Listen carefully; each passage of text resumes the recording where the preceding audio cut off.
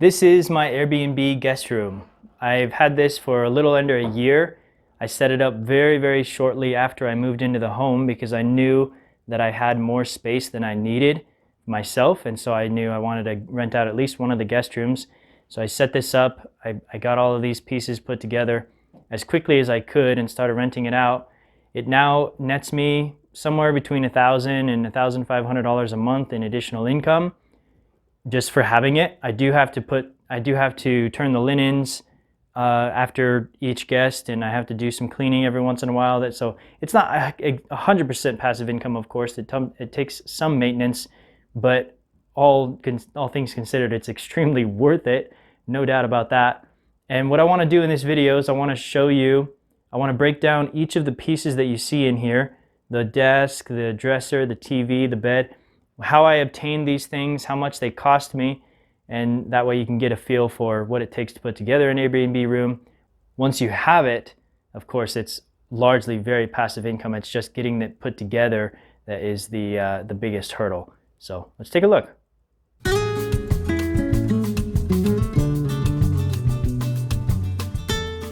So starting off with the bed, I got this from my mother who had it in storage.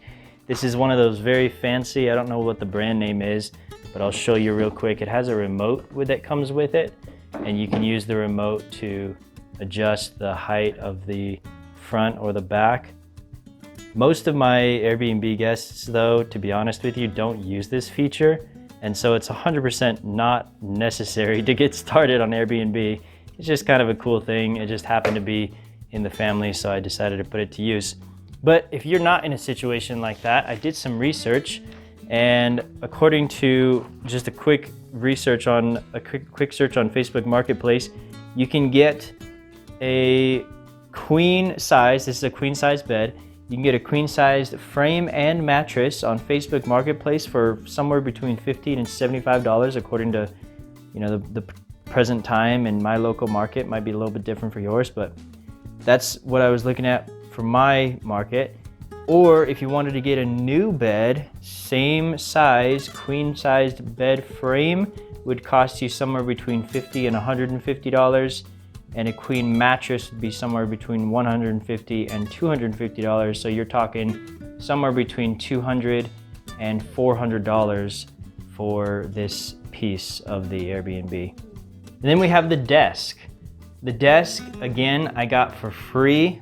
I got this some years ago back when I was in college, and it was just a gift, kind of like a college gift for going off to college. And then after I graduated from college, I gave it back to my dad, who had it in a spare room, one of his offices, but he actually ended up making his dining room table his office table, and that's where he works now when he works from home. He's actually going back to the office now, but he wasn't using this, and so when I got into this house and I needed a desk for putting into my Airbnb guest room, because Airbnb guests tend to really appreciate having a desk to work at, I asked him about it. He said he wasn't using it, so I just got it back.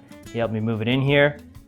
My research tells me, though, if you're not in a situation where you can get in a hand-me-down like that, you can get a desk similar to this one, depending on the quality you're looking for. I on Facebook Marketplace, I found these desks from anywhere from free. You can literally get a desk free if you really wanted to do that. I mean, it's fine quality, but you could pay a little bit of money too, up to about $50 on Facebook Marketplace. Or if you wanted to go a brand new one from Walmart, I saw prices somewhere between $50 and $100, again, depending on what size and what quality you wanted to go for. The dresser also cost me nothing. This is a hand-me-down from my dad, who got it as a hand-me-down from his mom. It's an antique. It's a nice marble slab there on the top, which is really high quality, kind of fancy looking. The drawers are, because it's an antique, they can be a little bit challenging to open. You have to kind of do it at both sides at the same time, so doing it with one hand is not ideal. And it's got some funky little, like this handle is original from the original build, but then this one's aftermarket. You can kind of tell. It's got some quirks, but I mean, it works great. It's got a lot of space inside the drawers.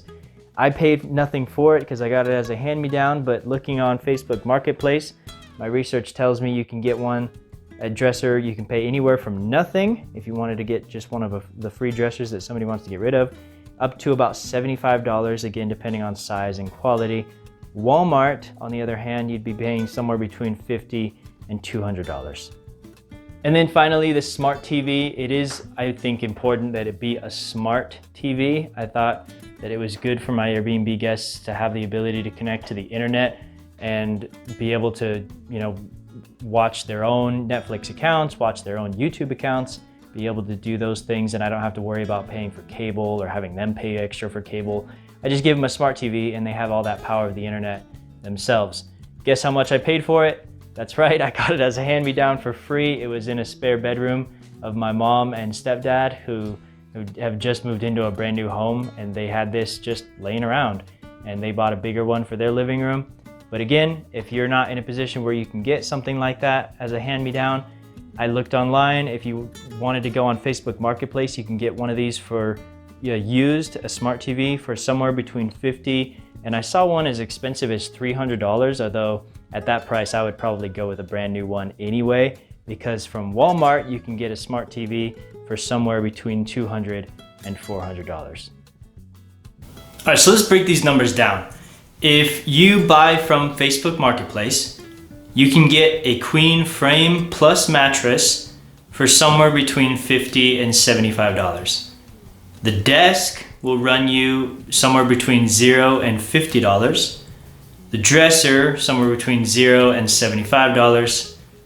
The smart TV, somewhere between $50 and $300. Walmart, on the other hand, if you want to buy new, you can get a queen frame for somewhere between $50 and $150. The queen mattress from $150 to $250. The desk, somewhere between $50 and $100. The dresser, between $50 and $200. And the smart TV, somewhere between $200 and $400.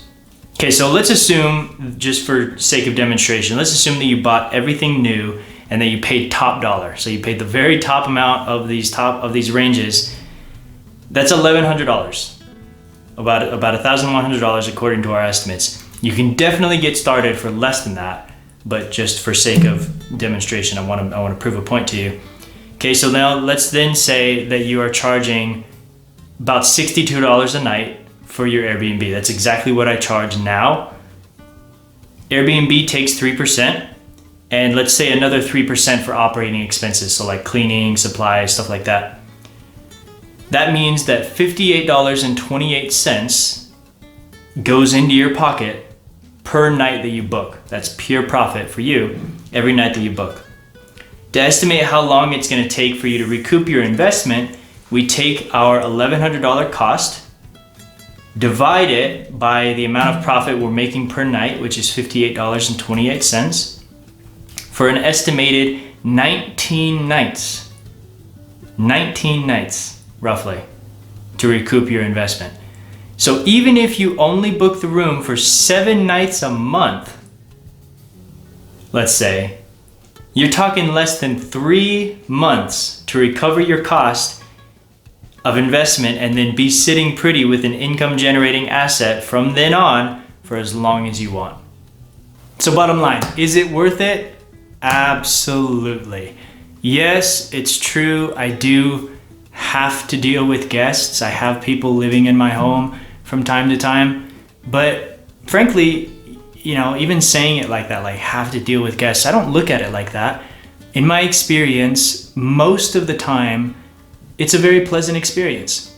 I will say, in order for it to be a pleasant experience, you do need to have a certain skill set in dealing with other people.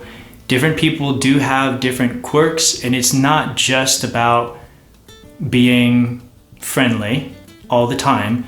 Yes, I would say, I think so. I mean, everybody will have their own opinions, but I believe myself to be a very pleasant person, generally speaking. However, I'm also a former school teacher, and I know that in the classroom, and you can relate this to your, doing Airbnb, in the classroom, if I'm only friendly and just buddy-buddy, my students will test the waters, they'll see what they can get away with, and they'll walk all over me. that will happen too if you allow it to in an Airbnb. If you know, depending on who the guest is, you have to also be able to set healthy boundaries, to create clear expectations, and to, more importantly, enforce those expectations in a friendly, not always friendly, but you know, firm is more important, but reasonable way, without losing your cool, without being over the top, because a lot of time that anger will come from fear. And so with practice, you'll grow out of that. So that's the only thing that I'll say is, yes, you are, you know, dealing with other people, living in your home, but if you're able to be pleasant, if you're generally a pleasant person, which I expect most of you probably are, and you are able, or you're willing to practice, and you're committed to practicing getting good at that setting boundaries sort of side of yourself, which is there, it just takes some watering and it'll flourish. Those two things, if you can get those two, you can have an amazing experience. Hey, thanks for sticking around. Appreciate you sticking around to the end of the video. Most don't, so appreciate that. If you got some value out of it, don't forget to leave a like. Just let me know that you enjoyed it and help the algorithm, help me, help the channel. Appreciate you. Hope you enjoy the rest of your week. Hasta la próxima, mis polymaticos.